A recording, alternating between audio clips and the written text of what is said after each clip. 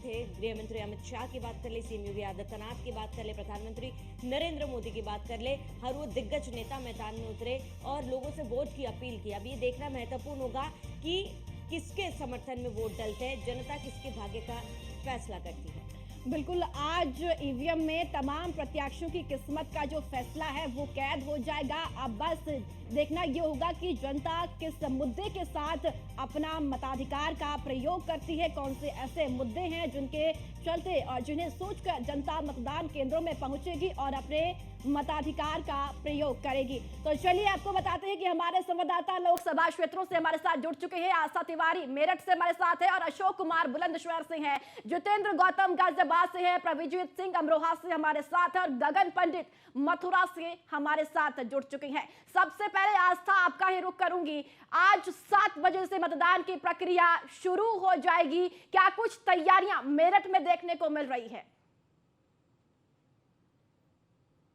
बिल्कुल प्रभा जी, जब हम मेरठ की बात करते हैं और यहाँ पर मतदान होने की बात करते हैं तो तमाम चीज़ें निकल करके सामने आती है। सबसे पहले मेरठ शहर किस तरीके से यूपी की 80 लोकसभा सीटों में हॉट सीट बना हुआ है।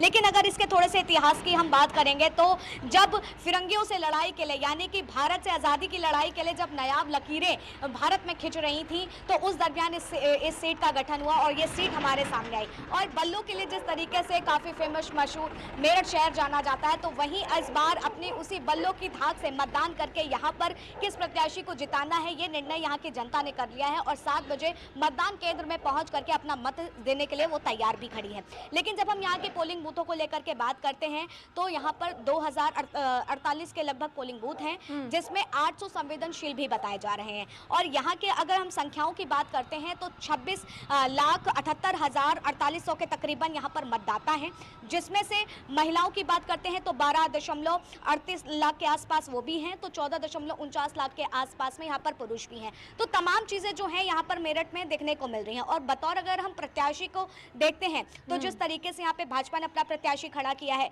क्योंकि और दूसरी तरफ बसपा ने जो देवव्रत त्यागी को खड़ा किया है, और उसी के साथ अगर बात की जाए तो लगातार जिस तरीके से सपा ने अपना बार बार इस सीट पर पलटवार किया था और दल बदल किया था, देखा गया था कि नामांकन के आखिरी दिन भी यहाँ पर जो है सीटों में दल बदल हुआ था और यहाँ पर प्रत्याशी दूसरा खड़ा किया गया था। तो ये तमाम जो मुद्दे हैं, उसी के साथ जाति समीकरण का भी यहाँ पर बहुत बड़ा एक जोर दिखने वाला विषय रहेगा, क्योंकि यहाँ की जो सीट है कहीं ना कहीं यहाँ पर भाजपा ने भी जो है राम नीति को अपनाते हुए इस जगह पर या कह लो यूपी को पूरा राममय वाले दृश्य को याद दिलाने का काम किया है। तो वहीं अगर बात की जाए तो जिस तरीके से मेरठ सीट मुस्लिम बाहुल्य कहलाती है और ठाकुरों की नाराजगी वाला जिक्र भी यहाँ पर होता है, क्योंकि बसपा ने जो अपना प्रत्याशी खड़ा किया है वो भी कहीं ना कहीं इससे देखा जा रहा है। तो ये तमाम जो चीजें हैं, एक तरफ जैसे कि अभी मैं आपको भी सुन रही थी और आप लगातार ये भी बात कह रहे थे कि त्रिकोणीय मुकाबला है, तो निश्चित तौर पर जो त्रिकोणीय मुकाबला है वो साफ तौर पर देखा जाता है कि किस तरीके ने पार्टी दर पार्टी ने अपने अपने प्रत्याशियों को खड़ा किया है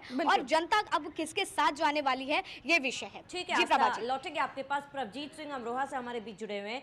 प्रवीजीत सिंह, अमरोहा की समीकरणों के बारे में बात करेंगे, लेकिन उससे पहले क्योंकि आज चुनाव है, पोलिंग बूथ पर क्या कुछ तैयारियां वहां पर देखी जा रही है, क्या इंतजाम वहां पर किए गए हैं? देखिए, बिल्कुल मैं आपको बता दूं, आज दूसरे चरण का जो मतदान है वह सुबह 7 बजे से शुरू हो जाएगा। वहीं जो मतदाता हैं वह भी काफी उत्सुक नजर आ रहे हैं। कहीं ना कहीं आराम से जो हल्की हल्की संख्या में जो मतदाता हैं वो भी पोलिंग बूथों की ओर जो है चल पड़े हैं। वही अगर आप अमरोहा जनपद के समीकरण की बात करें तो यहाँ से जो 3 प्रत्याशी हैं वो लगातार फाइट में नजर आ रहे हैं। वहीं अगर भाजपा की बात की जाए तो भाजपा से चौधरी कंवर सिंह कंवर जो भाजपा के प्रत्याशी हैं वो यहाँ से गए हैं। मुजाहिद हुसैन है जो कि इन दोनों की टक्कर मानी जा रही है।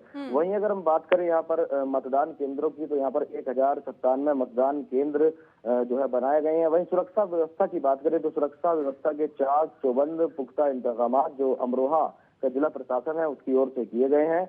वहीं पुलिस फोर्स के साथ साथ जो अन्य सुरक्षा बल है वह भी चप्पे चप्पे पर तैनात कर दिया गया है, कोई बड़ी चूक न हो इसके लिए भी लगातार जो कैमरे हैं वो मतदान केंद्रों में लगाए गए हैं। तो कहीं ना कहीं अपने आप में बड़ा जो आज महापर्व है लोकतंत्र का, तो कहीं ना कहीं अब देखा जाएगा कि जो प्रत्याशी हैं उनकी किस्मत का आज जो फैसला है वो ईवीएम में कैद हो जाएगा। जी अशोक, अगर बुलंदशहर की बात की जाए तो किस तरीके की व्यवस्थाएं निर्वाचन आयोग की तरफ से और प्रशासन की तरफ से आज को लेकर की गई है? आज मतदान हो रहा है और साथ ही साथ आज बड़ी संख्या में मतदाता मतदान केंद्रों में भी पहुंचेंगे अपने मताधिकार का प्रयोग करने के लिए। बिल्कुल, आपको बता दें कि बुलंदशहर में जिस तरीके की लगातार प्रशासन तैयारी कर रहा था, उसका अब आज वो शुभ आ चुका है। 7 बजे से मतदान शुरू हो जाएगा। मैं पोलिंग बूथ के बाहर खड़ा हुआ हूँ।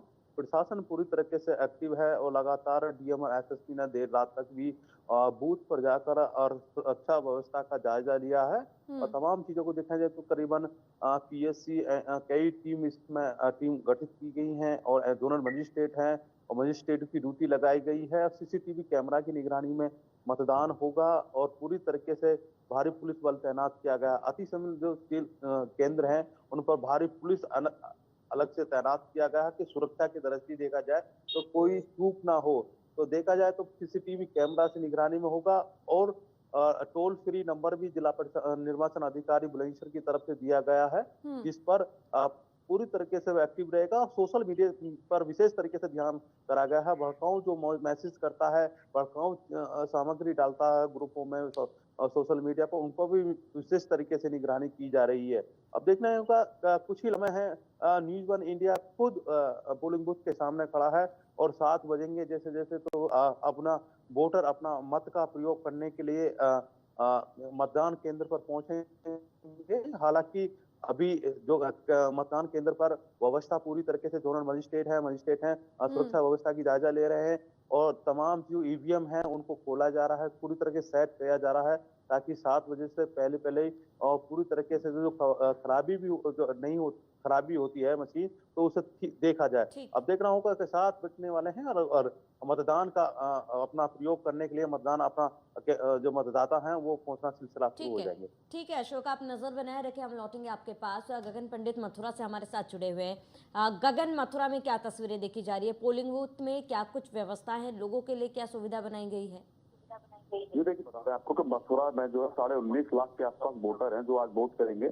आपको बता दें कि मथुरा में आदर्श बूथ बनाए गए हैं जिससे कि जो न्यू वोटर्स हैं उनको उनको बताया जा सके कि वोट की महत्वाकांक्षा क्या होती है, वोट का महत्व क्या होता है। उसके साथ में बता दें आपको जो पोलिंग बूथ जो बनाए गए उनकी पूरे जनपद की अगर बात करूँ तो लगभग 10,000 जवानों की सुरक्षा के साथ जो है पोलिंग बूथों में सुरक्षा तैनात करी गई है। आपको बता दें कि मथुरा जनपद जो है बहुत ही महत्वपूर्ण है पूरे देश के लिए, क्योंकि लगातार जिस तरीके से समीकरण बनाए जा रहे हैं मथुरा अयोध्या और काशी के बाद जो मथुरा एक महत्वपूर्ण मुद्दा है भाजपा के लिए। लगातार बात करें अगर चुनावी समीकरणों की यहाँ पे तो मथुरा से भाजपा से जो सांसद है लगातार 2 बार सांसद रही है, तीसरी बार भी उन्होंने भाजपा ने प्रत्याशी बनाया हेमा मालिनी को और मथुरा से जो सपा कांग्रेस गठबंधन प्रत्याशी है वो मुकेश धनगरत और बसपा से जो प्रत्याशी है वो सुरेश तिरके ये मामला दिखाई दे रहा है। लेकिन आपको पता जिस तरीके से लगातार भाजपा ने ग्राउंड जीरो पे जाके वर्किंग करी है और ग्राउंड जीरो वर्किंग करने के साथ ही जो है आज 7 बजे से मतदान शुरू होना, 7 बजे मतदान से पहले जो है जिला प्रशासन ने पूरी तैयारी पूर्ण कर ली है। जहाँ पोलिंग बूथ है पोलिंग बूथ में सुरक्षा व्यवस्था मजबूत तरीके से मुहैया कराई गई है। आपको बता दें कि 7 बजे मतदान शुरू होगा, मतदान के साथ ही जो वीपीएट मशीनें लगाई गई है। इस बार पहली बार जो है पोलिंग बूथ में वीपीएट मशीन लगाई गई है। जब वोटर जो वोट करेगा वोट करने के साथ ही एक पर्ची निकलेगी ताकि जी ठीक है जितेंद्र, आपके पास में आऊंगी लेकिन उससे पहले आस्था, अब मेरठ का जिक्र करें तो किस तरीके से जो तस्वीर है वो इस वक्त देखने को मिल रही है? मुद्दे कौन से हैं जिससे सोचकर जनता आज वोट करने के लिए मतदान केंद्रों में पहुंचेगी और ईवीएम में अपने प्रत्याशी का जो किस्मत है उसका फैसला करेगी और कैद हो जाएगा?